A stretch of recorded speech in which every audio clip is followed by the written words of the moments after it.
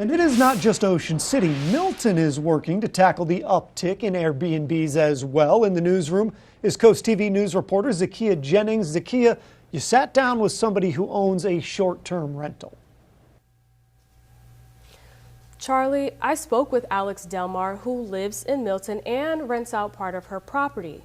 And while some in town do have their concerns about rental properties taking over the small town feel, Delmar says she has her own concerns as the owner. Scrolling online looking for the perfect short-term rental in historic downtown Milton. You may find a rental owned by Alex Delmar, but her property could face new regulations from the town. Delmar's #1 concern is a rental tax that we often see in resort towns like Rehoboth Beach and Dewey Beach. For someone like me, I actually probably would stop doing vacation rental, or I would certainly have to change how I make my place available. Delmar says rental owners don't pocket as much money as people may think.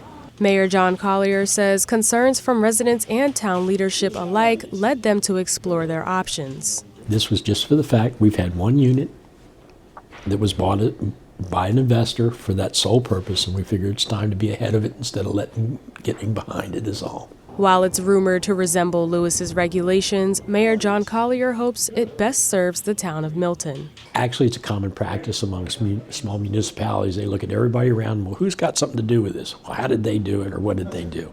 I prefer to do our own work, our own research, because not everything that works in another community will work here. Delmar just hopes the outcomes will benefit rental owners and those with concerns. I do think it's really important that when they're making these decisions about how they're going to change the rules or impose the rules, that they first consider what they're actually trying to do. Milton's Planning and Zoning Commission will share their advisory report at their meeting on Tuesday. Here I have the 2025 rental property revisions, and here it says one of the new revisions will be property owners have to have documents that show their property identification number and information on maximum occupancy. Back to you.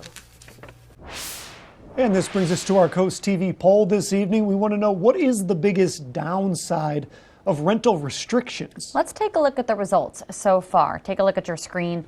66% say hard to enforce, 21% say hurts tourism, and less rental income and no downside have a little bit of the vote there. But this is the first time we put this poll up. These numbers often do change. If you want to vote, you can do that at coasttv.com or use our Coast TV mobile app.